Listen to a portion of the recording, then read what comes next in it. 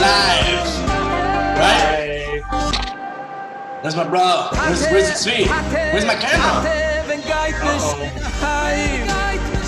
See me?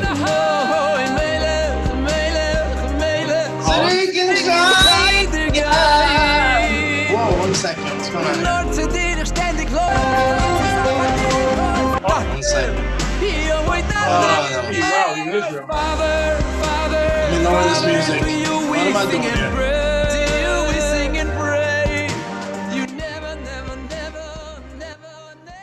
Oh, we got it going on here. Okay, 1 second. Let's stop the sharing. Ooh, hey, what's going on, peoples? Great. Yeah, you're faking it, Svi. Just say something. Why are you on mute? I can't hear you. No, I can't hear you. Yeah, I see your lips moving, but I can't hear you. I don't know, man. 1 second. The microphone. It's that microphone. This is, yeah, on the right. Okay, good. All right. Yeah, see, something's wrong with your microphone. Okay, now something's wrong with your camera. No, I can't hear you. Go to the bottom left where it says mute and the little arrow. It's not muted. This is why. Now you go. There you go. There we go. But it started without you, Steve.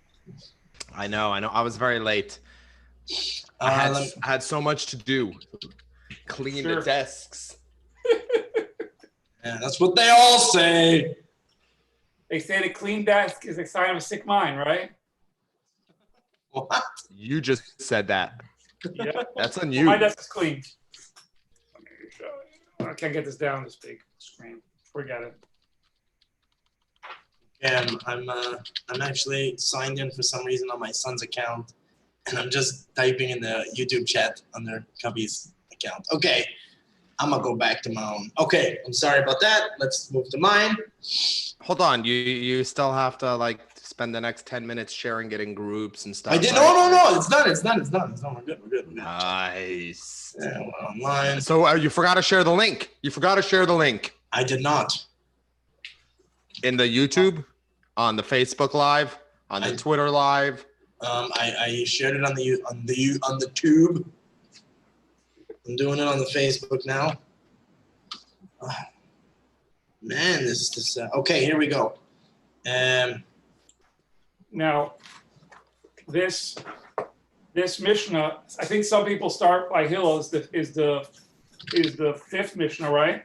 And we have it as 3.4, 3.2 kind of. Right. Like, there's like this difference how people look at the Mishnah. All right. How do you look at it, Shaw? With my eyes. Because we want to know what you think. So I think the Kahas version, which was a Friedekamp put together, it's a part of the Mishnah. What is it, Dalit? And I think the world looks at it as Mishnah Hay.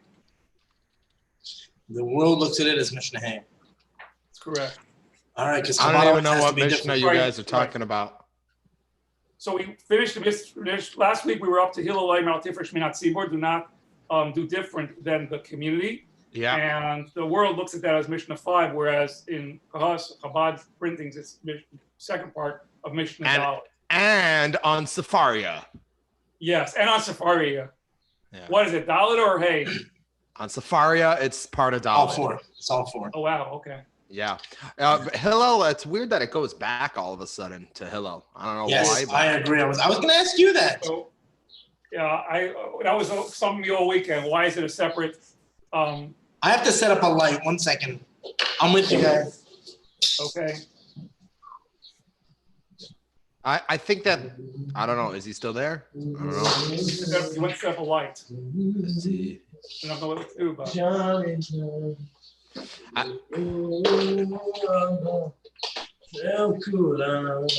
He's setting up a light. It's a life. I don't know. We went to set up a life. Classic Benny. Okay, I guess up to the two of us. Okay, Benny. Yeah, for some reason I need your volume up. All right. Oh, now I could hear you. Okay. Why? I think that what happened was it just continued along a line and then skipped a couple of generations. It like went to Hillel and then kind of probably got a little sidetracked because we mentioned Hillel and Shammai, and then it was like, hold on, Hillel. Wow, that's where all the Nussis came from. All the political side of things, the people who were, it literally means prince. The people from. Hillel was like, you're saying Hillel was the grandfather of all these people. Yeah. Hillel, Rabbi Gamliel, Rabbi Shimon Gamliel, Rabbi Gamliel, Shimon Gamliel, and then so we were back to, okay, let's back up. Hillel, then we'll go to Rabbi Yochanan ben Zakkai once he's done, and Hillel had a lot to say, but it's weird how they chopped up what Hillel said too. Did any of these rabbis name their kids? Like, did the mothers have a say in any of these, the kid naming? No, they said, that's my father's name. The Gamliel, just rename it, reuse the name. Maybe all the kids that were named maybe all the kids that were named from the maternal side just like, went off the derech or something like that. Yeah. Except you. And that's why you never leave. I think had a brother. You see, like Rabbi Yehuda Nasi, he had his children were Gamliel, Hillel, and and their children were Hillel, Yehuda. And basically, if they had a fourth child, a fourth boy, they had to kill him. So basically, I think Hillel had a brother Shebna, and he was a businessman. Correct. One second. What was Hillel's brother's name? I think Shebna, his name was. Shebna. Interesting.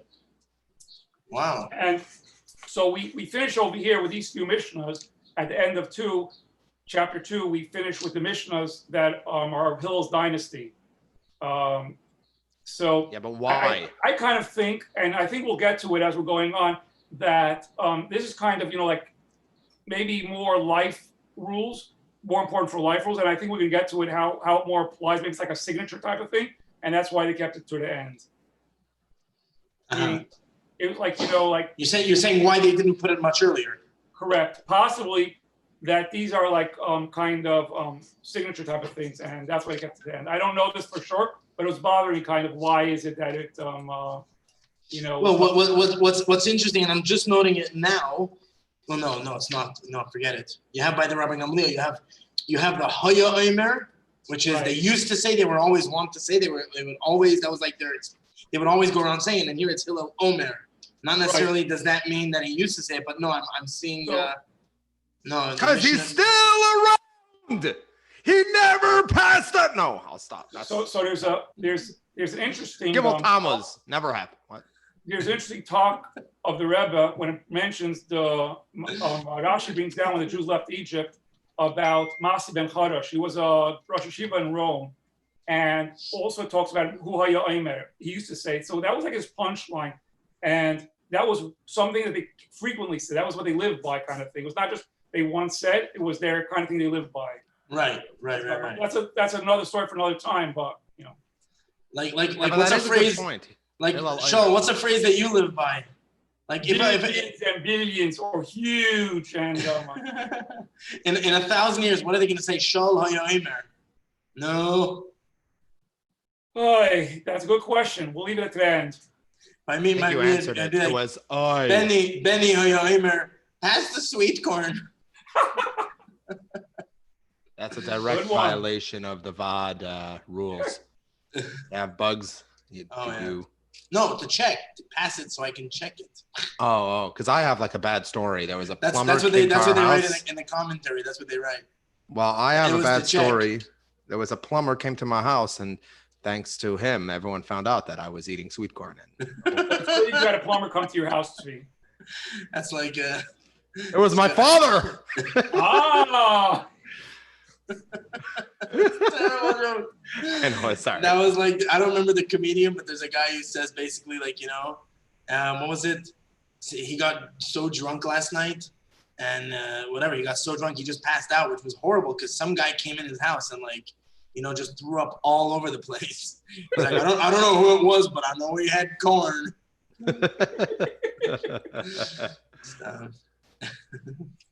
Anyways, yeah. So it's the same idea. All right, so we go to Pirkei Avot. Shaul, you went right in there, right into the learning, huh? Yep. All right, who's gonna? So this week, I'm sorry, I'm not as well prepared as I am. Not that I'm well prepared ever, but Well, for good even reason. less You this got a lot week. going on this week. Well, also because I have Shawl, so I'm, you know. Oh, now I know. Okay. Yeah, it's a given that. That's all right. that's what Benny Hayomer. Yes. Okay. All right. So should I read? Hillel Yes. Omer. We're in the middle of Mishnah 4, perhaps Mishnah 5. Depends which version. You have the Goldstein version. If you have the Kahas. If you have the Sonsino. Okay. Hillel Omer. You don't do Hillel- colors. Hold on, like Chabad House shows usually do colors. You don't like your Chabad House doesn't do like in the purple one and the blue one, the green one, Yeah. the one with the big cross on it. We have the annotated edition, and there's a translated edition. Right. Yeah, exactly. Annotated. Hold on, I gotta respond. My wife asked me if my son slept today. No. Just tell him to Sorry, tune in. needed a lot of exclamation marks. Okay, go. Okay, here we go. Hillel Omer. Hillel says, do not separate yourself from the congregation, from the community. Yeah, good for him to say. Isn't he the guy who was stuck on top of he climbed the top of a roof in the snow? Right. Everyone's inside. What are you doing up on the roof? Well, he was trying to get in. He was kicked out. He was trying to do what he said.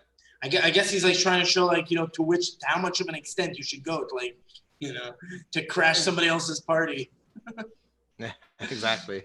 Okay, they're like, Hillel, stay out, man. What is, you know? It's a family barbecue.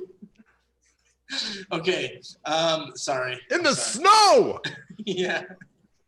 So Hillel says, don't separate yourself from the community and don't believe in yourself until the day of your death. Don't judge your friend until you come to his place. Don't say something that she'i efshar l'shmo, what's she'i efshar l'shmo, Other people will not hear that. You think nobody else is going to hear this? That you're going to say something that you're going to think that the walls don't have ears. That will end up being heard. I see. Right. And don't say when I have time, I will learn, because perhaps you will not have time. I think nowadays that one would have been like the one before would have been like, don't tweet something out and delete it later because someone will screenshot it. And that's what Sviha Yomer. So now I got it. If I could add a little all bit of these, you got to pack these on one at a time because they're all like so much to say. And they all have to somehow be interrelated, I would think. Like I'm saying, the fact that he said those all together, sort of, that those were 5 things, they all have to be like somewhat connected. Like, don't separate yourself from the community, right? That's the first one, right? Okay, right. So explain Chabad. We're like everywhere. We're trying to build communities, yes, but people could say like, hold on, you're separating yourself from the community. You're not in a Jewish area. What's going on? Well, does it mean physically, or does it mean like, why are you in Mexico? Benny, come back. We want you home. Yeah. But he has the tzibur over there. The wall. Huh? As soon as I can climb the wall. You guys put it. Okay. Yosef ben Amram is not late to the party. If you are, you can climb up to the roof and go under the snow. We'll let you in. He didn't just call it a party. He called it a Pirkei party. I like that. Right. That's awesome. Correct. All right. So Crown Heights has been preparing for this. Here. They've been like every night for the last week. They've been shooting fireworks for us. Well, yeah. See, look at this. This is how you turn on a light. It took like half an hour. Shaw's like, all right, I need to turn on the light. He goes, he opens up a closet door. I didn't know what you were coming out of the closet there with, but you open up a closet door. There's a switch there. Like Shaw has switches in his closet for everything. In Mexico, you have to have a generator, Power up the generator. That's it. I had to, yeah. All right. Anyways, so yeah, what would you say about Chabad? Don't separate yourself from. Well, does that mean physically, or does that mean just emotionally not to separate yourself? You would think it means both, right? So here, I think over here we have the bar. Absolutely means both. Shall go. Stamp and sign on the dotted line, Benny. Yeah. So there's a little bit of a story the Gemara relates in Psachim in the tractate of which talks about Passover and all its laws, and it talks about a story with Hillel that when he was in Eretz Yisrael, he was born in Bavel and he made Aliyah to Eretz Yisrael at some point. at one point, the Pesach came out on a Shabbos, and they didn't know if you're allowed to slaughter the Paschal sacrifice, Paschal lamb, on Shabbos. So they all didn't know, and they went to Hillel and they asked Hillel, and Hillel said that the Tamid offering, which is not a chiyuv kares, that's not has such a severe capital punishment on it, you're allowed to do it on Shabbos. So he said he used the method of kal v'chomer, meaning stringent. You learn something less stringent from something more stringent. That you're allowed to shech the carbon Pesach on Shabbos because you're allowed to do the Tamid on Shabbos. So how much more so can you do the Pesach on Shabbos? When he said that, so they elevated him to the title of Nasi. When he became the Nasi, which, by the way, it proves the point that that the Mishnah is not something that Rabbi Yehuda Nasi made. They were already discussing things beforehand. There was already confusion and there wasn't clarity. But anyway, go on. Right. So they elevated to Nasi, and he started darshaning. The Gemara says he started lecturing about the laws of Passover and teaching all its details, which are very many. And he started also admonishing the people, telling them off that they were very lazy, that they didn't study enough. And if they would have studied, they would have known these laws. Later on, they came to him and they asked him, how do we bring up the knives for the slaughtering to the Beis Hamikdash? And he said, I don't remember. And he said, but the Jews are prophets, the sons of prophets. Let them do what they're used to. And they ended up putting their slaughtering knives in the wool of the sheep or between the horns of the goats. And that's how they brought them up to the temple. When Hillel saw this, he said, I remember that this is exactly how I learned by Shmaya and Avot, who were his teachers.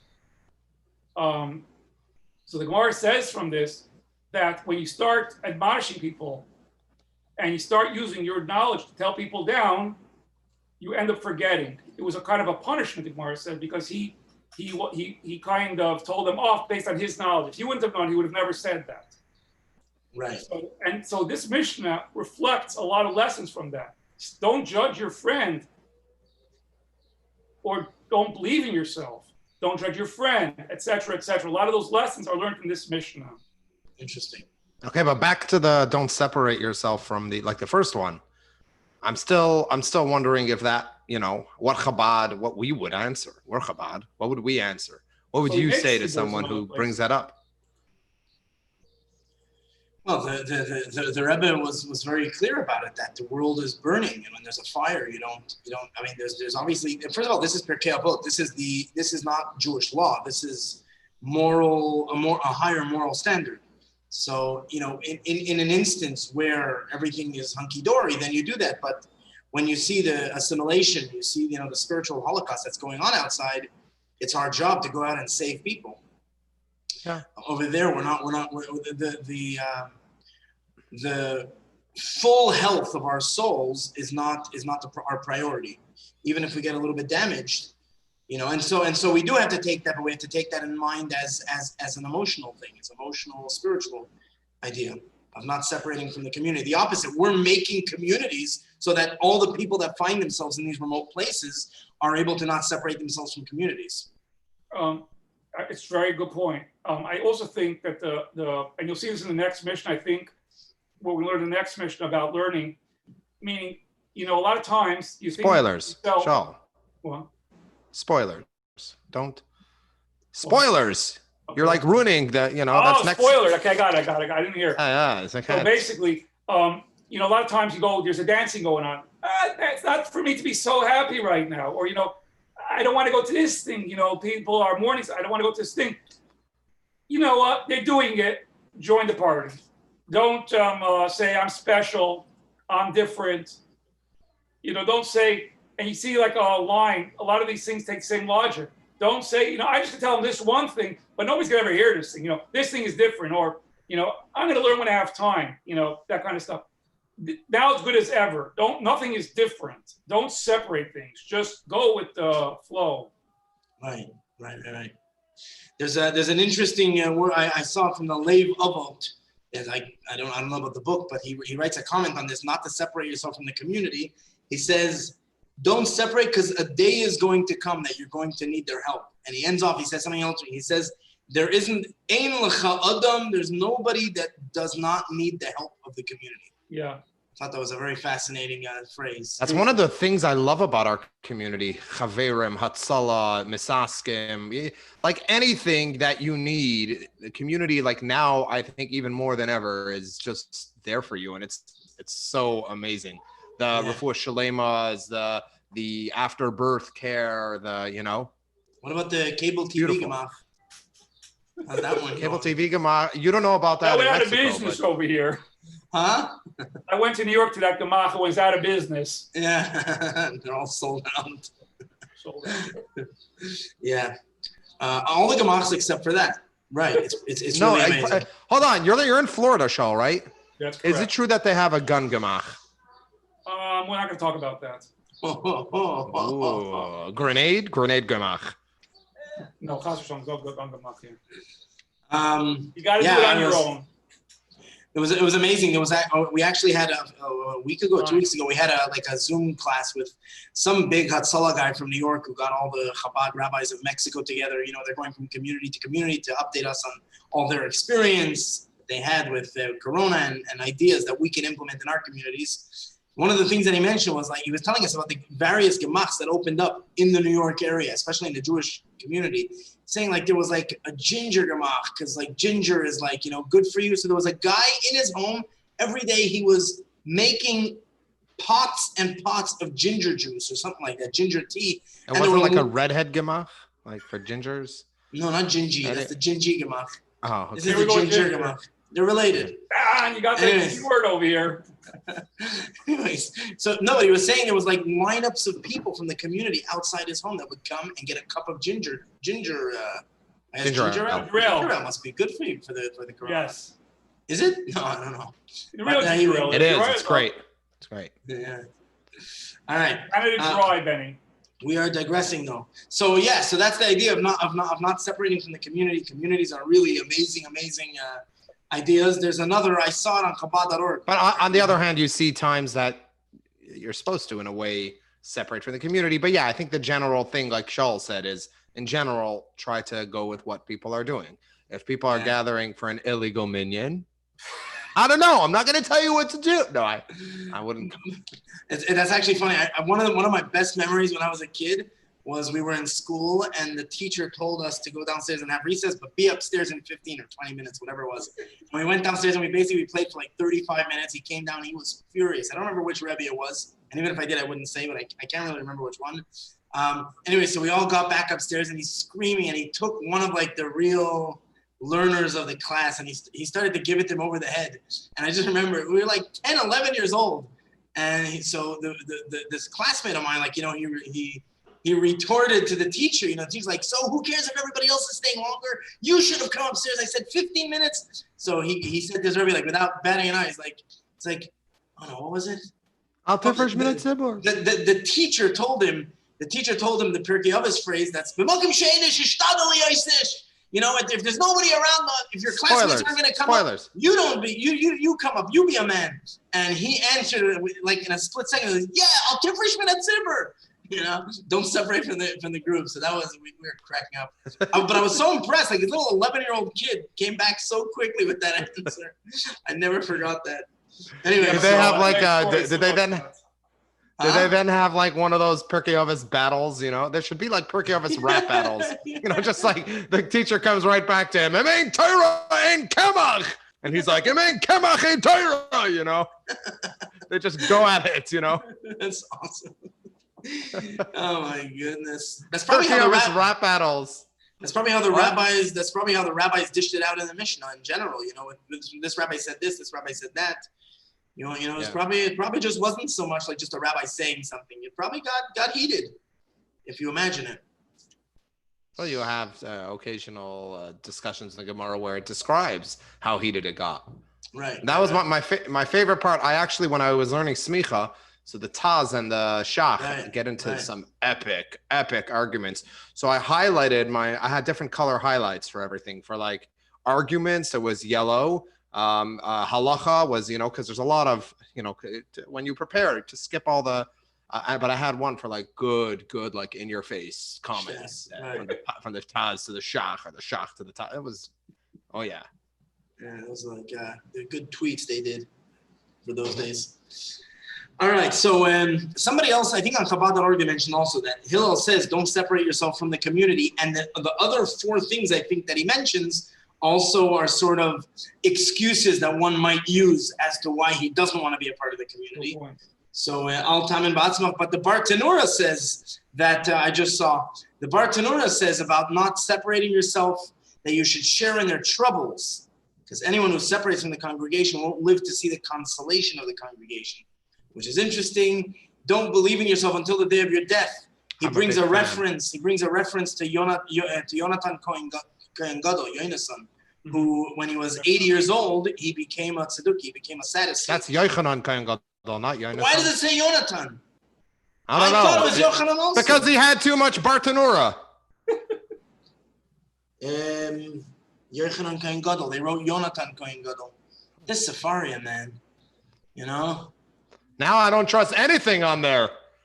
Is this even Pirkei? What if we're learning Sanhedrin? Yeah, maybe if I would have been part of the paid membership, it would have been Yochanan.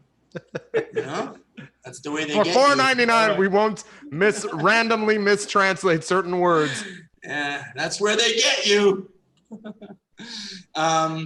Don't judge your fellow until you come to his place. Yeah. Oh, hey, let's go to that one. There's a lot to talk about. Hold on. Hold on. We're up to the next one. I'm looking. Don't believe in yourself until the day you die. Right? And again. By the way, before we get there, someone made a comment. As long as you go to the kinnis, it's all okay. That's why we become Chabad rabbis. That's the reason we move out to Siberia, is specifically to go to the kinnis. There's no other reason. Why would anyone move to Stavropol, Russia? Right.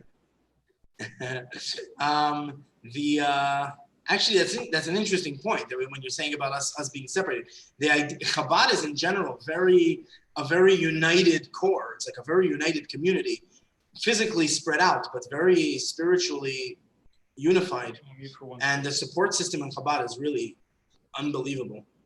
With the Achdos, all these exchanges and these WhatsApp I think groups. Shaul right now is talking about support. I think he's on with IT right now. Yeah.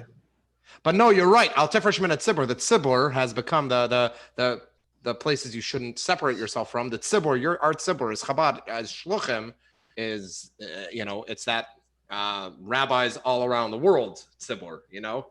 That's what it is. That gets together by the kinnos. And what about in the lockdown? What about in lockdown? The tzibur has gone online. In other words, it's not looked at in the small, enclosed, physical area that it used to be. The world, as technology goes, the world gets smaller and smaller. So really, we can be one big, massive community all over the place. Well, it's kind of like you learn in Chassidus. There's an individual level. There's the entire Jewish universe level. There's all that. So now the next one, don't trust yourself till the day of your death. That sounds like, something our father would say. Yeah. Is your dad Hillel? But don't trust yourself till the day of your death. What do you mean by trust in yourself? Don't believe in yourself? Our father would say that, and then he would end off with, and today's that day. Get over here, you. I'm just kidding. No, we love Ta. He's the best. Yeah. No, anyway, so I guess the idea is that you never know one never knows when they're gonna die. So, I guess every day, don't trust yourself. I don't trust myself. What does it mean? Don't trust yourself. Don't trust your own skills that God gave you. What is that? What's that referring to? So what does Bartanura say? I love how you go to the Bartanura. I also, at Kiddush, I go straight for the Bartanura. Rashi, move to the side. Right, there's an argument between. I love how we call him by the name of his city. There's no other rabbi that we call by the name of his city. His name is Avadia, Rabbi Avadia Bartanura. Everyone just calls him the Bartanura. You never hear the Montreal. Well, maybe start the trend. Yeah. Although the truth is, you hear it in Chassidish places, like the Rogachover. Right. Right. Oh, the Hasidic names, they all used to be from these, what was your Chechen, the rebel? A Chechen rebel, yeah. Yeah. Rebel. The rebel You know, from Chechnya. I'm not joking. I met the grandson of a Chechen rebel. You want to hear the story? It's a wild story. Yeah, okay. I guess. All right, so there I am in Stavropol, and I would get all the time people asking me like, why, why? Because now I walk around like this, but in Stavropol in Russia, I was a shliach, and my job was to meet Jews there. I would walk around very like in your face, wearing the hat, the kapata, the full 9 yards, the whole 9 amas, and people would often ask me for selfies, or I'd get anti-Semitism. And people would I also, a lot of people would tell me, like the nice ones, they would say, you should like hide that you're Jewish, like go in a baseball cap, nobody will know, because you guys know that if you wear a baseball cap, nobody knows you're Jewish. It's like it's a known thing. It's like Clark Kent when he takes off his glasses. When a frum Jew puts on a baseball cap, They know you're Jewish. they don't. Okay. They do. In Russia, maybe. Oh, okay. Anyway, they told me I should wear like a cap. I should hide. I should tuck my tzitzis in. People told me this on a regular basis. Yeah. So one time I went to, what's it called, a notary, and I don't remember, fill out some documents. And I went with my secretary. She was an amazing woman, my secretary. She was like in her 40s, had a family. Amazing woman who helped a lot, spoke fluent English. So we went together. We walked to The notary. To the notary, and after doing all the notary things, and the notary tells me like, why do you wear, as she's doing the documents, why you wear, go out, the usual spiel. So I tell her, my job is to meet Jews and to like that's why I wear it. So and besides, they'll know I'm Jewish. Like it's not like a baseball cap's gonna hide. I said exactly what you said. And so that was it. We're leaving the notary's office and walking on the way back to my house, which was like 5-6 blocks away, in the middle of downtown Stavropol, walking on a busy street, Pushkina. And my secretary asks me, she says like, okay, it's Tzvi, I also think that you should hide your, you don't have to be so outwardly Jewish. It's dangerous. People, it's, to be honest, it's scary walking with you down the streets, right? Well, I got 1 or 2 comments as we were going. So I tell her, no, but it's true. I really meet people. She's like, nah, it's an excuse. Come on. How many Jews do you meet? At that moment, my phone rings. I pull out my cell phone, and it's a guy named Chaim Chanukayev. He's a whole nother story. He was a student from the other side of the region I was responsible for, the Stavropolsky Krai, the province. He was a student living all the way on the other side, and a small town. Actually, his great aunt had lived there, but couldn't get kosher meat for 60 years. She hadn't had meat until Moscow started sending out kosher meat. But anyway, his family was originally from Chechnya. He used to come into Stavropol on occasion because his father and him worked on the city council, and sometimes they had to go to kind of the capital of the province, which was Stavropol, so that he would come in for business, sort of. So anyway, he would come in on occasion, and every time he came in, we just missed each other. Like I was in Moscow or in Canada, we had never met. Anyway, I look, it's Chaim Chanukayev, right? So I pick up the phone and I'm like, Chaim, how you doing? He's like, Rabbi, look across the street. I'm like, what? So I'm like, I turn around, look across the street, and there's a young guy, his arms open. He just runs over to me and gives me a huge, giant, social distance, of course, hug. And I'm like, how did you know I was here? And he says, I didn't. I came into town. I just arrived. I just got off the bus. Like he had a attaché case with him, whatever. And he's like, I just got off the bus and I'm walking, and all of a sudden I only knew it was you because I saw the your hat, your kapata. I knew it was you. And I was like, I was like to my secretary, okay, this was planned. We had scheduled it for now. But yeah, it was pretty amazing. So how does this get over here? He pulled out of his attaché case. Every time since we'd spoken, he used to bring with him, he had a picture of his great grandfather or grandfather, who was a rabbi before Soviet times. And his name was Rabbi Rachamim. And he was a rebel. He was the Rebbe in Chechnya. Oh, I told him your grandfather was a Chechnyan rebel. I've been joking about that for like years. Yeah. Nice. Yeah. Amazing, All right. amazing. I actually just saw you asked about not to believe in yourself until the day of your death. So I just saw the story. It's in a Medrash Shmuel. He says about some guy who slowly stopped coming to synagogue, and the rabbi of the community thought that the guy had an issue or something. But a few weeks later, he went to visit him in his home, and he sees the guy sitting down in front of the fireplace, and totally healthy and totally fine. So the rabbi went to him and asked him, why? Don't tell me why did you stop coming to synagogue? And by the way, hi Ma, Mazon. Hi Ma. Let's behave. Oh man, did you hear our comments before? Ma. Oh boy, I'm so embarrassed now. That's what it says. Don't say something that will end up being heard. So right. So anyways, she sees this guy is sitting by the rabbi sees this guy is sitting by the fireplace enjoying himself. The rabbi says, "Why did you stop coming to synagogue?" So the guy tells the rabbi, "To be honest, it's a nice experience in synagogue, but there's talking, and I feel like I can have a more spiritual experience here at home. So I stopped going to shul." So the rabbi quietly, he took one of the coals, one of the burning coals from the fireplace. He took it out and he put it on the floor. And he told the man, "I hope you'll realize your ways, and we'd love to see you back in synagogue." And he walked out. And the guy had no idea, like, that was a weird thing. The rabbi just took out a coal and put it on the floor. But the Medrash Shmuel tells us that pretty quickly the man realized what the message that the rabbi was telling him. And that is that after a couple of minutes, that coal that was so beautifully burning inside the fireplace, together with all the other coals, it went out.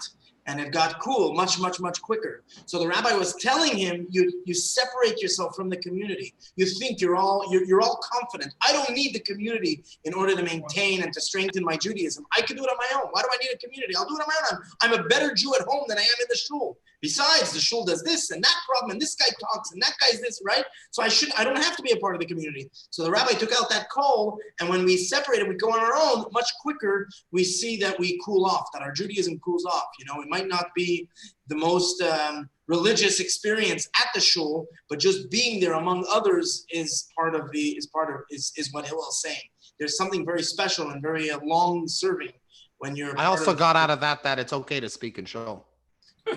Kiddush club, all good. You got the wrong message, boy. Yeah. Oh no, I'm one of the Coles. Oh. I think Svi's thinking of like a hockey player there. Eric Cole. Goal. Yeah, I knew it. Goal. Right. All right. Okay. So that was the second thing. Don't separate yourself from the community. Be more like Chabad. Number 2, don't trust in yourself until the day you die.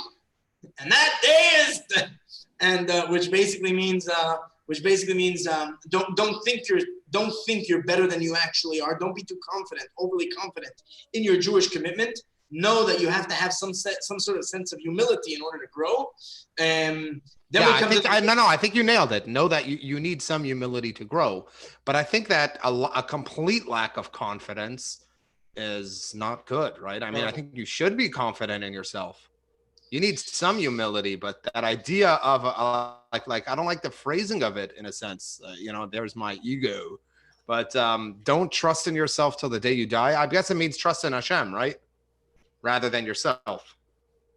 And trust in Hashem. Yeah, of course. But if the doctor tells you tomorrow is your death day, then you have one day to start trusting yourself. Yeah. Right. Don't let your guard down, like you said about Yochanan Kohen Gadol, Yeah, I think that's what it means. Al tamin ba'atzmacha means don't let your guard down. Good example. Just because he did 40 years of good service. Yonatan Kohen Gadol. Oh, okay. Right, exactly. Yeah. Until the day, yeah. And don't judge your friend until you come to his place. Right. How do we translate that? How does that one work? I think that's until you walk a mile in his shoes. Right? Right. So I think, it's easy to judge somebody, which you don't even know what he's been through, Don't go into situations where you might be tested and trust yourself. Oh, that's a good one. That was a comment. Similar to a story on YouTube. When you're but that's on the previous thing. When you're too secure about your Jewish commitment or anything, you tend to put yourself in dangerous situations. Right. Yeah, that's a very good. I like that translation explanation. Yeah. Say that again, Sean. But just like the story of Hillel, you know, he's telling everybody down. He didn't realize that they, you know, he had a different life. He came from Bavel, and maybe he should have realized that I don't know, there was a lot of tension maybe in Bavel at the time, and they weren't able to learn like they wanted to, or whatever it was. They used to make fun of them. We know that in Eretz Yisrael, they used to make fun of the people in Bavel. They were too bubbly. There's a lot of competition going on over there. I'm sorry, but yeah, they used to. They don't do it anymore in Bavel? No, Tzvi made a joke. You want to repeat that joke, Tzvi? It was too terrible. No. Don't worry, Sean. I'll send you the link. You'll go back to it later. You don't want to. You don't. It was like a Zadie joke. Okay. Number 33. It was a dead great grandfather. All right, I'll say it. They called the people from Bavel bubbly. It's terrible. I'm sorry. Okay. What was that, Tzvi? What was that? No, but we do know. We do know that they made fun of the people from Bavel. There was a lot of competition also in the learning. Mm-hmm. You know, what do you mean? One thing, they made fun of the people from Bavel, like they would make jokes, like Polax or whatever. Really? Yeah. I don't know. It was knock jokes, And but vice it was versa. there was a little competition. Like They were a lot ruder. against Montreal. Something like that. That was the rivalry. Man, someone's got to write a book of like the inside scoop of the Jewish history. You know, what was really going on. Yeah. Man. All right. So don't judge your friend until you're in their position. I have a brother-in-law. I think Shua once told me, said, don't judge your friend until you walk a mile in his shoes. Then you could judge him because then you're in his shoes and you're a mile away. So yeah. But anyways, it basically means don't ever judge anybody because you're never going to be in their position, right? Yeah. Yeah, you're never going to be within their complete context of their life, all the traumas they've been through, all the things they've gone through. You're never, ever experienced that. I saw somewhere that it said that Ad Shetegia Lim Komo is not talking about the person's situation, but it's talking about the place, God. A lot of times, God is called Hamakom, the place, right? So Ad Shetegia Lim Komo, until you're in God's place and you see the entire picture, and you see why everybody is going through what they're going through and what their destiny is, then you have a right to judge them. But either way, you never have the right to judge a person. That means never, basically. Basically never. Beautiful They'll explanation. never be in the same places. Amazing. And don't say something. What if you're like Siamese twins? Then you could You judge. judge. You could, because you're like, you know all their life experiences. You know. Right. Then judging's the last of your problems. I think that should be an exception to the rule. Okay. You know, and they should be allowed to stand on one foot. No. I actually think the Bartanora mentions that. Yeah. Are you eating my lunch? Yeah. Man, okay. I'm sorry. Okay, and then don't say on something that you think is going to be understood later on, something that's not heard now. Don't say, assuming that they're going to understand it in the future. This basically means that know what you're saying, know the consequences of everything that comes out of your mouth, which is amazing that Hillel was saying it back then. And that's another one of those things that 400 or 500 years ago and before then, these ideas, you had to be fanatically religious to believe these ideas. You know, that there's an eye that sees, there's an ear that hears, and every word that you have is recorded.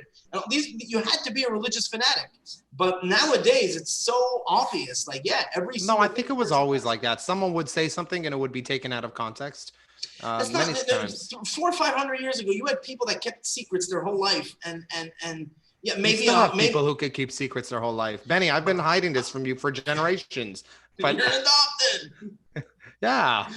Hey, you don't know this. Oh, is that true? The entire family, we've all been keeping secrets from you. We hate you. No, God forbid. No, but people could keep secrets for. It's not. Is it harder? Or, no, maybe it's harder. But what I'm saying is that we've come to a time in the technological advances that we can understand that eventually there will come a day where not a single movement you make will not somewhere somehow be recorded. Technology is advancing. It's not something I that think you have it to could believe go in. there. I don't think it will. I think it could. I think that people will defend themselves from that, to the max. Maybe. But it could already go there. You could install chips, microchips in everyone's, The point like is not we did to you. Whoops. The point. That's what it is. Every time you do an Avera, Benny.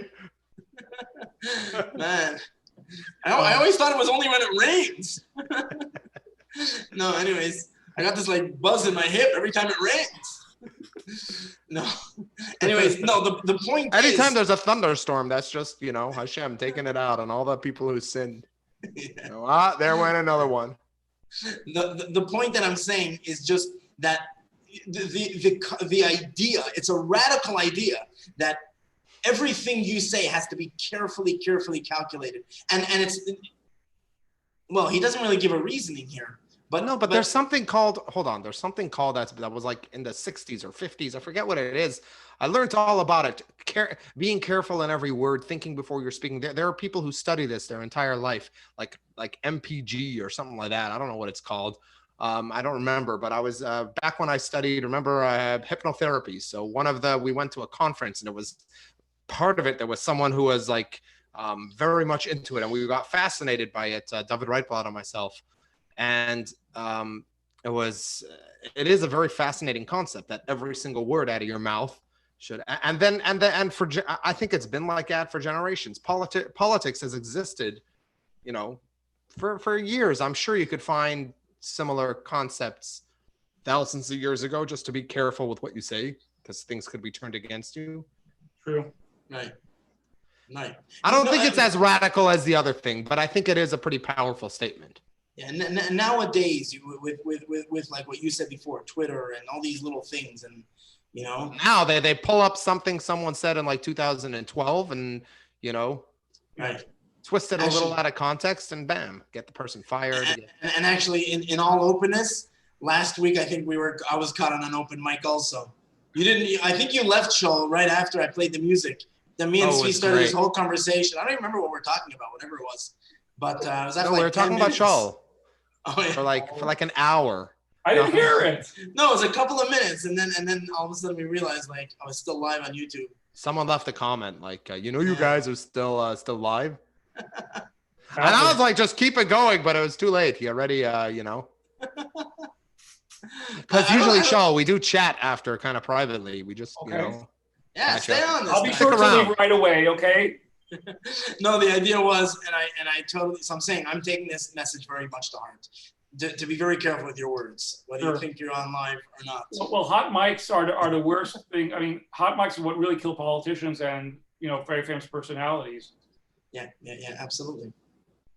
I'm saying you have to really be careful, and that's what Hillel's saying. Well, what about like there's some controversies? What was that with one of the presidents? He got was it Nixon? There was secret microphones, and they busted him. Yeah, that was Watergate, no? Watergate. There you go. Yeah. He was recording and everything what the Democrats were doing, and they busted him on that. Right. Yeah. Okay. And then the final one, don't say when I have time, I'll learn, because one might never have time. Right? Right. All right. So basically, why would Hillel write that in a book of learning? Like the guy who's saying that is never going to open up the book. Like no, but I think it applies to me. For example, I found that very applicable. I didn't learn for years. I mean, I'm not joking. And then actually, recently through Twitter, except on Shabbos maybe a little bit, but recently through Twitter, I now have 2 weekly chavrosas, thanks to someone on Twitter called, wait for it, Mayamana D's Nuts. I'm not joking, but it's true. She actually wrote. I actually wouldn't mind doing like a Twitter learning session. It's only like 340 characters, no? So it's like 12 and a half You could go seconds. live. No, I don't learn on Twitter. I learn via Zoom. With two people, one from Atlanta who might be watching now, another from Philadelphia. Wow, that's amazing. Both great guys. It's a regular weekly chavrusa. We do it every morning, 7:30 once a week, 7:30 to 8:30. And looking at this, I personally appreciate this because I had always pushed it off. I was always like, I don't have time for learning. I'm going to push this off one day when I'll have time. So to me, this like cuts deep because I had pushed it off for years. In a way, I kind of wish I hadn't. You know, I missed a lot of learning. I would say I haven't learned on a regular basis until now since Stavropol. Because when I was in Russia, a rabbi told me learn something every single day. So I followed that. Rabbi Rychik from LA. Right. But other than that, I stopped. I haven't learned in decades. The coronavirus got so bad that Yeah. I remember once when I was in Argentina, I came home for Pesach, and I hadn't learned in like a month. I hadn't opened up a book, and I remember Hold on, you were in a yeshiva. I was in yeshiva in Argentina, and I was learning, and then Pesach came, and I came home, and after Yom Tov, I went back to Argentina to learn, and I opened up a mimer, and I'm reading this mimer, and I get stuck in it, so I go to the mashpia, I'm like asking, like, I'm reading it, and like the mimer is talking about, like, and the guy, he gets so low that he becomes Kelev Ha'even. And I go, like, Kelev Ha'even, I'm like a stone dog. I go over to my mashpia. He gave me such a slap. It's like Kelev Ha'even, like a heart of stone. Slapped you? He gave me like a little thing on the cheek, man. I deserve it. Did you learn in London yeshiva? You went to London, right? Yeah. So I have a great story with Rabbi Hertz where I was learning. He like lives in the clouds. He's amazing. So I was learning with my chavrusa Tzvi Taubi, and we were learning, and it's in a Rashi somewhere in the Gemara where it says Rabba Malach. Okay, and just the context didn't make sense. Malach either means salted oil or right. No, with a chaf, not with a chaf. Oh, okay. Yeah. Or it either means he was a king, or it means that he changed his mind, right? But the context didn't fit either of them. So we spent like a good 5 minutes, 10 minutes trying to figure it out. And Rabbi Hertz happened to be walking by the table. So I said, Rabbi Hertz, what does this mean? So he looks down and he, Rabba was a king. So like there's like a couple of moments of awkwardness, and I'm just like, Rabbi Hertz, I like kind of know my history. I'm very into this, I know Rabba wasn't a king. He's like, no. Rabba was the Rosh Hashiva. And the Rosh Hashiva is like a king. And then he stops, and I could see that moment where his eyes go light up, and he's like me, I am a king, and you have to treat me like a king. Oh my goodness. So he walks totally off. Makes sense. And it's so Rabbi Hertz. He walks off, and Tzvi, myself, and there was another chavros on the same table. Right. We just burst out laughing. We're quietly spreading it around like, you guys, Rabbi Hertz just, like it's an epic story. And anyway, a couple of minutes go by, and they're banging on the bima, Everyone goes quiet, and it's Rabbi Hertz. Some people don't understand this Rashi. And he went into this whole thing about how he's a king. We all have to service him. It's so funny. Classic Rabbi Hertz. And he was serious? He's a legend. He was 100% serious. And then you start bowing before him or something? Well, he didn't want us to bow, but he wanted us to treat him royally. That was his point. His point was that a Rosh Hashiva is comparable to a king. And the truth is that from a Rashi point of view, it made sense. What? Just commented, Man Malka Rabbana. There you go. Rabba Malach. Yeah, he probably, by the way, he probably quoted that and quoted from Rabbi Hertz. He would like pull like stuff out of nowhere. You ever went to her with a question, and he was just like, without even looking, he's just like, okay, open up the, and he just starts rattling off like 12 different sperm. You take notes and find your answer. Yeah, or I just shut down and go back and tell my friends I have no idea what he said. Yeah. Just Ben Sion. Yes. I just rewind literally for like 30 seconds. So I saw an interesting interpretation for the words Valtarmet Davar Sheyev Shel Ishmael Shesayfili Shama. Right. Not to say something that will eventually get out. Right. So it kind of puts a positive twist on this line, and he's saying, don't say when you're teaching something, this kid will never know what I'm talking about. Okay, I'm not going to teach him because this kid will never know what I'm talking about. It'll never sink into his head. Just Sifli Shama, because the end will be that he will absorb it, he will hear it. So sometimes, like we're teaching somebody saying like, hey, like maybe I shouldn't go by this, that's one thing. And the other thing is like how many stories do we remember that make sense to us now, right? We had different people, role models that we look up to now. Hey, that makes sense now. That makes sense. It registers a couple years later, kind of thing. So that was another Oh. interpretation for that line. Probably That's some true. kid. That was probably some kid who every time he used to go to adults, he'd say, "Yeah, that's not for you." Yeah, exactly, right? When you'll be 65, you'll understand. But Hillel said that you... Right. All right. If I would have known this Mishnah when I was a kid, There you go. been a lot more educated. All right. Let's move on to Mishnah 6. If your teachers would have known. Or This Mishnah 5, when you right? were a 6 or kid. 5. Right. Mishnah 5 or 6, depending whether you're The annotated edition or the green edition? right. Okay, so we move over to where are we? Where's my thing here? All right, Mishnah 5. Boy, Yomer. Hillel used to continue and say, anybody want to This is read? the Hayyaimer. Before it was Aymer, this is Hayyaimer. More of like a punchline kind of thing. Right, we're back to what he used to say. There's a lot more things that Hillel used to say. It's so amazing. It's so fascinating that like they left this. Anyways, It's also fascinating that from the, this is like how many generations later? 6 generations later. and And now we're backtracking. And they have this much from Hillel. Right. Imagine. Right, exactly. Yeah, Huwa Yomer, he used to say more. Ein bur yirechet, a bur. It literally translates as a boor. Okay. It's English, it's a boor too. A bur is unable to fear sin. So A simpleton cannot be a chassid, cannot be pious. Oh, hold on, Shaul was about to say something. It's a commentary or it's... Yeah, let's throw in commentary as we go. I like it. All right, let's do can I this. say? Yeah. Yeah, The go. Rambam A says, simpleton it's cannot important. fear I don't want sin. to actually wait to the end, but over here it's kind of important because we're reading the letters. What's the difference between a bor, like an ignoramus, and an amaris ignoramus? So he writes, the Rambam explains the bor is someone who has no character, no good characters, and no wisdom. No, he doesn't study, he has like 0. Where the Right. amaretz basically has character, but he doesn't have the study. Right. So it's a very big difference. What does that mean? Like he has potential? Yes. Okay. It's very easy. So if you have to got choose reason not to between learn the or not- boor and the Amoritz, he has potential. We're gonna let him live. Actually, the Kutzker Rebbe said something interesting. He said that a boor can't have fear of sin because the moment he has fear of sin, he's not a boor anymore. Why? Because fear of sin pushes a person to learn and to grow, to go out of the pit where he finds himself. Right? Great point. To learn, to have a better life. When you fear sin, that's already enough of a motivation to get you out of boorhood. Beautiful. All right. Boredom. Yeah, I'm so Ooh. bored. All right. Let's continue. Yeah. He Well, says that a simpleton cannot be pious. Hold on, no commentary on a simpleton cannot be pious? About pious? I know you both had a joke about pious, see?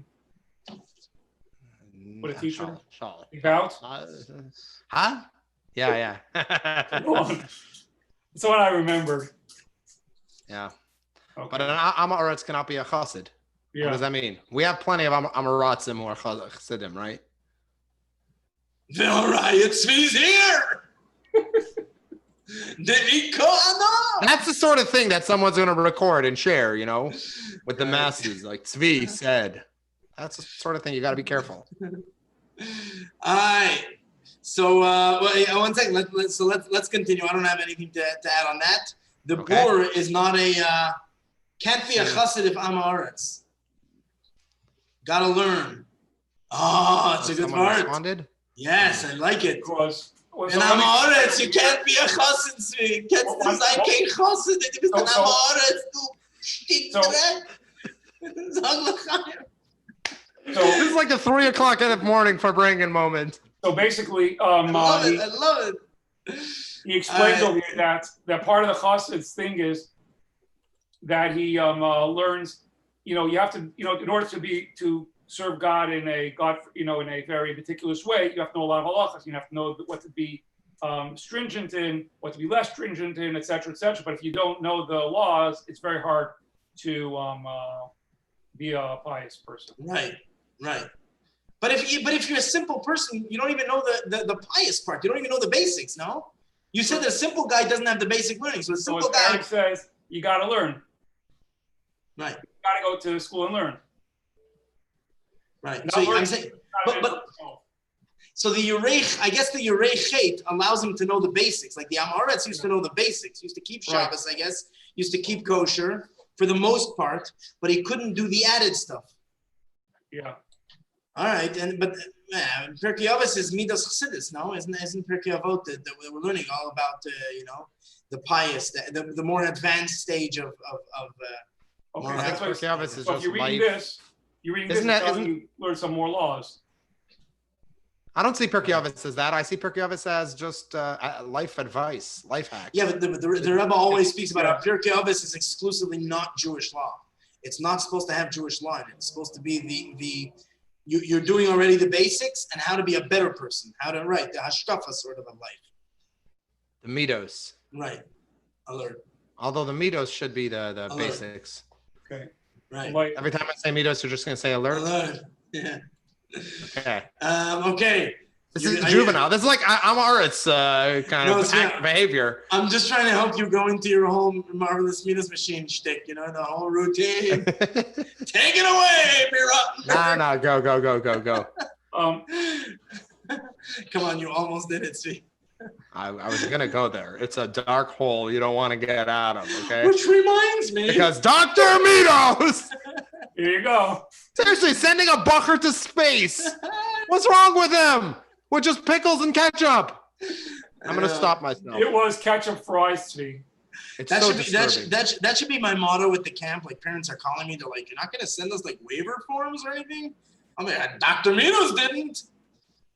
Look, Dr. Mitos. He hung around a bunch of underage children, right, having them watch everyone else.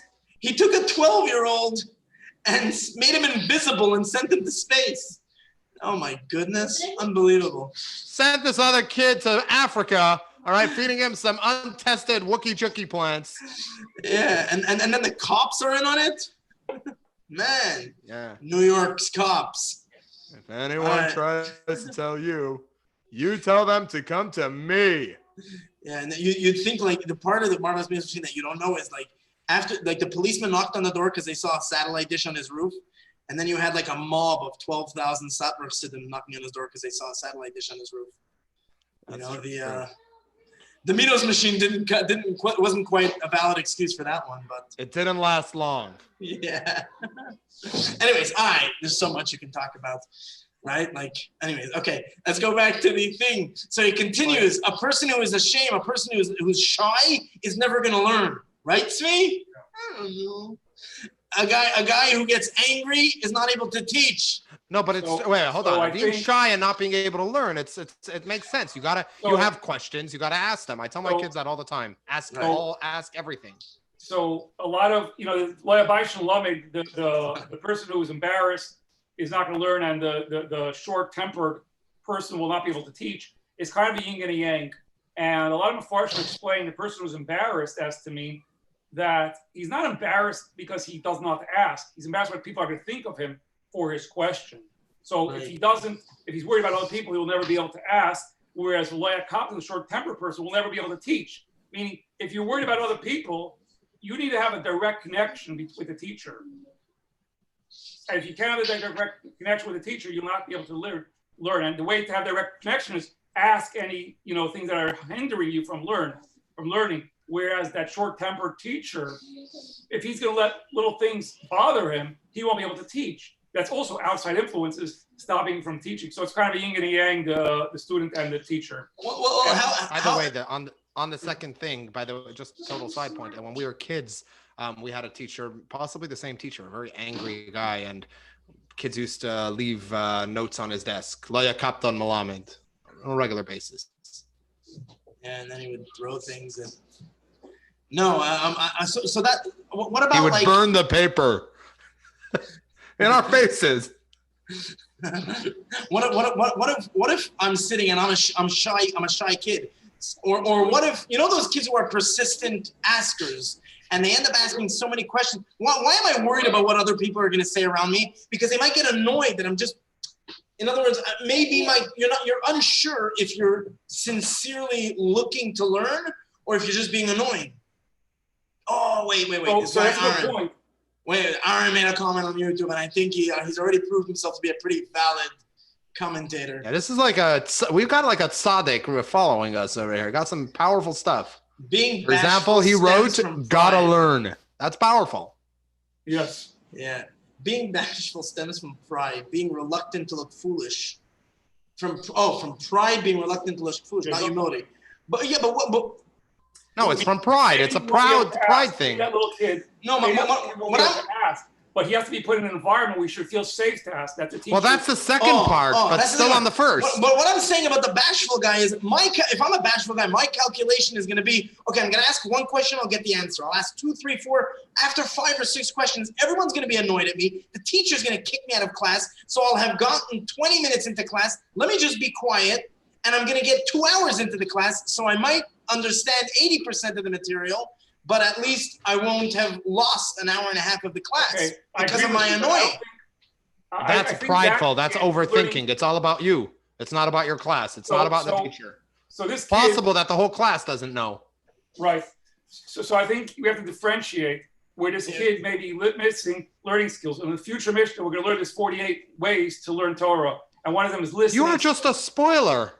Yeah. Okay, I'm not going to talk about anything because everything is somewhere else. And why do they put the Pirkei Avos in that order? It seemed So basically, we're talking about somebody that has a valid question and is embarrassed to ask. So maybe he has very good reasons not to ask, but the bottom line is he won't understand. So if it's a kid, maybe he has to be put in a different environment. But for this, we're talking about, in order to be able to learn, you have to ask any objections. If something doesn't make sense to you, you have to be able to ask it. And on the same token, the teacher has to be able to teach without getting distracted and without burning his temper. Without getting angry, without letting their emotions get over them. Right. But why? And I think... Let me tell you why! I think this whole mission is just telling us tools that we need to do our job. If you want to serve God as a chassid, you have to know the laws. You want to fear sin, you cannot be a bore. That kind of, you can't, it's pattern. That's why I think this is all together in this mission. What I'm just thinking of now is, I think it's amazing because you would think that Hillel should have put the order the other way around. An angry teacher can't teach, and a person who's ashamed can't learn, because it's the teacher. Like when you scream and you get angry, you're the one that'll push away the student. I'm going to be ashamed to ask now because I've been admonished so much. So now I'm ashamed to ask. So that should be the second thing. I think what Hillel is saying is irrelevant of your teacher. It's up to you to learn. So somebody asked a question over here. There's a question asked, doesn't kaptan mean being overly makpid, strictly not necessarily angry? So over here, some places translate to be short-tempered. And I guess they're on the same, they're in the same token, they're the same, And an impatient person. Well, to be makpid means very particular. Right. Sorry, go, Shaul. I missed what you were saying, Shaul. All I'm saying is that before I said that, all these I think give us a different kind of in Hay. It's gathering things, giving us tools to be able to get to different kind of goals. You want to be a good student, you got to ask. You want to be a good teacher, don't have a temper, don't be mock, whatever it is. You want to be chassid, you got to know all the laws. Don't just by putting on a kapata, maybe it's a good start, but you got to know all the laws. Even though it doesn't mean a chassid like a Hasidic chassid, it means a pious. And if you want to be a fearful of sin, you got to know something. You have to have character also. And we're going to go on. I'm sorry, Ben. Go on. No, it's great. And he's reading. So we go on. Did your son catch the butterfly? He's scared of flying. Yeah. It says not everybody who increases his products, his inventory, will become smart. In business here. Where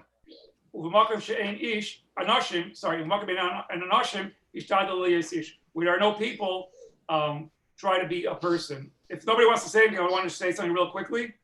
It says we read in the Haggadah about Ben Azai, right? He said, was it Ben Azai? I'm like 70 years old. And the Rebbe has a very interesting sikha where he talks about, so what if you were 70 years old? So what if you're 18? What's the difference? Like, what do we have to learn from the guy's age. And the Rebbe explained that, what was Benzema? Yeah, Benzema. That with a mem. Right. The Rebbe explains that he was previously the Gilgal of Shmuel Hanavi. He was really 18 years old. Shmuel Hanavi passed away at 52, so he's actually like 70 years old. And the Rebbe explains that even though he was only 18, his neshama was on this world for 70 years old, so it was already mellowed. It had aged sufficiently to be able to make such a kind of a comment. So the Rebbe tells us we all have a lesson of here. According to our Arizal and many others, farm, we've been here for many, many years. So just like the Mishna says, where there's no person, yes, your neshama has been here long enough that when you know something is wrong, get up and say something's not being done properly. Interesting. I want to go back to that business thing. Like, not everyone sure. who has done a lot of business is necessarily wise. I feel like that comment is just LinkedIn. You know how like on LinkedIn, everyone just is so wise? And I don't really follow LinkedIn that much, but I know it's like some sort of business Facebook or something, right? Sorry for my ignorance. I guess I'm not that wise. Go check it out. Look at LinkedIn. You'll see. One explanation for the Rambam about the Loy Kolam Arba B'Schayra Machtim is a lot of people, they learn a lot and they believe, I have the whole Shas in my belt. I did the whole Daf Yomi. I know the whole Shas. I'm a great person. I have achieved my goal. And when you can never be full with yourself, you can never trust that you've done enough to reach a certain goal. I'm a smart person because I've grown my goal. And what's interesting is, something is taught, whether it's in Hasidus or even in university, is that if you think you know everything because you study a certain amount and you think you're smart, you're totally the opposite. Meaning you have to be there always as a student. You always have to learn new things. You always have to say, I did not learn enough. I got to learn some more because you don't know everything ever. And if you think that you've learned enough, then you're definitely not there. And you see, like, whether it's doctors or other professionals that know everything, many times they don't. Right. That's like that's the basis of all, I don't know, and like whatever. All mistakes usually happen by people who think they know it all. Right. Well, unfortunately, there's a lot of people who don't look at whatever science or whatever. A doctor says something, and a lot of Jews, they know better. What does he know? So they sort of use this Mishna as their. I think it almost works across the board, like the anti-vaxxers, but at the same time going out without a mask and all that. Like right now. I'm saying, but they'll put this phrase on their banner. Right? I don't think that's referring to science. That's referring to business. Well, business means the world. It means the secular world, I guess. Just because a person is successful in the secular world doesn't mean he's a smart guy. Well, it's talking about schayra. Schayra is business. It's not. I guess. How long do we have to go? We're done. That's it. We're done. Okay, great. Overtime, no? One last thing is when you said when there's no person, be a person, and the Medrash Shmuel comments, and it's similar to what you said, Shaul, but it's even when you're in your room alone and there's nobody around you. Makom she'ein ish, there's nobody there. You think you're all alone, nobody's gonna see you. You can do whatever you want, nobody's gonna know. Hishtadel li'esish. Be a person, be a man. There's an eye that watches you. For sure. I think there's over here it says I'm not sure, but I think there's a different mission that says ish, if I'm not mistaken. I also have heard it at Makom Shein Ish, but I don't know why no one we didn't discuss the actual simple thing. It's where nobody's gonna stand up. That's how I always saw it, where everyone is kind of just nobody's doing anything and nobody's doing the right thing, and everyone's just wandering around, not take a stand. When it's the right time. That's how I think of it. So that's I don't know. Maybe I didn't come across like that, but that's what I tried to convey. Which is also. Like I said before the story, where it's Hillel himself said, don't separate yourself from the crowd. But yet, when time comes and everyone is actually getting it wrong, be a human being, be decent, do the right thing. Do the right thing, be a man. It's interesting because he didn't. You don't see in his time anything specific with him doing something like that. You see it with his teacher, Shmai and Naftali, and they went against the grain, a little bit against the king.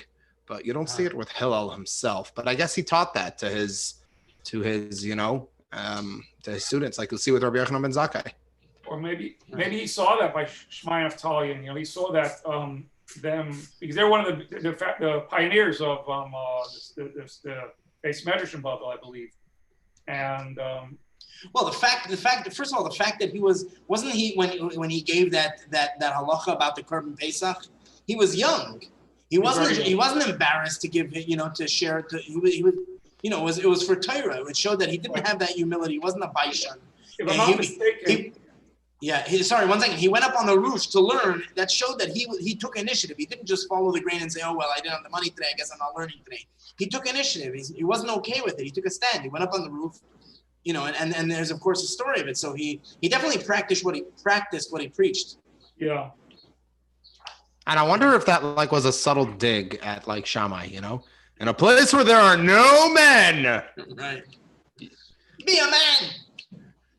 Right. Exactly. And then the next mission is Shammai said, what's the comeback he would give? Whenever you greet someone, give them a smile. Shammai said, wear socks that are the same color for a change. Exactly. Right. He was more makel, which is usually harder, says Aaron. Hillel was, It's tougher to find He was basically an awesome rabbi. Yeah. All right, guys. Shkoyach, thank you all so much. Aaron, thank you. Recha. How do we pronounce that? Sorry. Recha. Thank you so much. Ma, thank you for watching. Yeah, thank you. Thank you, everybody. Joseph, you were quiet today. What's going on, man? Everything okay? Guys, thank you so much. Thank you, Shaul. I think that ratio, we have the highest ratio of people chatting with us out of any live, Yeah. I think so. You could have 3,000 followers and nobody chats. 3,000 people watching live. Us, we have 5 people, and all 4 of them, 4 out of 5 are saying hi. Shoot that. All right, thanks for watching. Hopefully Benny won't will by mistake forget how to. Oh man, wait! I gotta do my Spotify. 1 second, we're gonna put on the music. Oh wait, play. Thanks, Here we go. Thank you guys. Thanks. We have to the Zoom share computer sound. Wait, gotta move this. Oh my goodness, this is not okay. Wait, here we go. We're going. Okay, we got it. אוהב אותנו, אבא של כולם.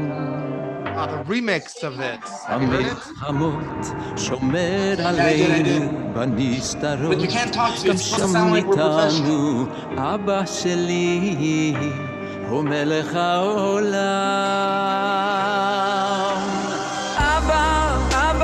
אבא, מלך העולם.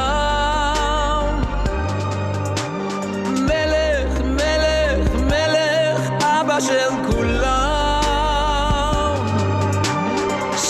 שוב אתה סולח רק אליך או בורח אבא. Thank you for watching. This has been a message by... All right, sorry. Shkoya, guys.